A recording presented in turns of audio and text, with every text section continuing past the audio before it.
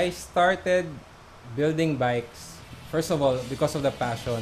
It all started when we were still making shoes, where this property was a equestrian center, De Rosa. Then we had our equestrian clients and our police clients, the Highway Patrol Group. Nung maliit ako, lagi akong sumasampa sa bike nila, na start.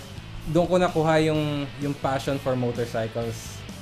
Growing up as a fourth generation shoemaker, yung paggagawa ko ng sapatos na translate ko sa paggawa ng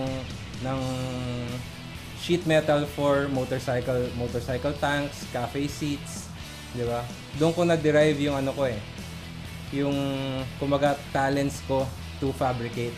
Basically, I've been doing my sheet metal work for only 3 years. Sobrang konti compared to our other builders in the country. Siguro naging advantage ko nga yung paggagawa ng sapatos eh. From making patterns from 2 dimension to 3 dimension. Basically, making shoes and gas tanks for me is parang almost the same lang. Hindi naman siya madali, hindi din siya mahirap, pero yung transition ko was much easier compared to other things.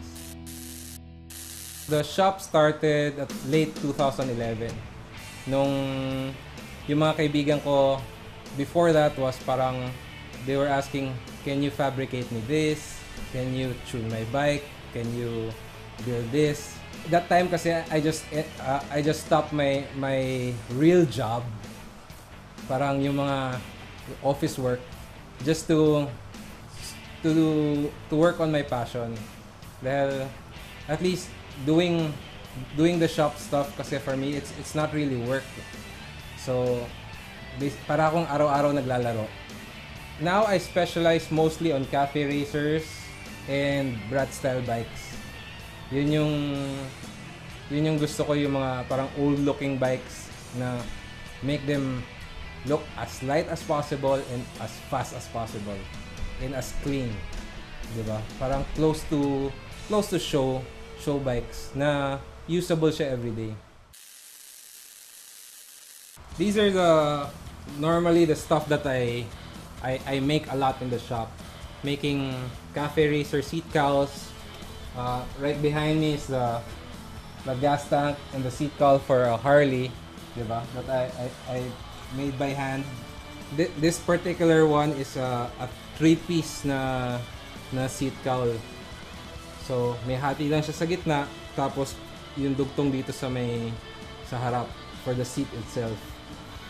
Kaya parang ito yung mga products na proud ako pakita na raw metal stage, na pwedeng display yung bike na i-click clear coat lang siya, maganda na siya tingnan. Hindi mo na kailangan ng fancy paint just to cover up all the imperfections of the sheet metal. For all the builders out there, as long as you have the passion to do what you want to do, na you don't pressure yourself na it's work, yung trabaho na magagawa nyo is much better. When you pour your heart and soul into it, just to give a good product, diba? At the end of the day, magugustuhan talaga din nila yung gawa mo eh. All bikes, I consider them a piece of art and a piece of yourself. So pag binigay mong buong-buo yung gawa mo, diba? People will really appreciate it.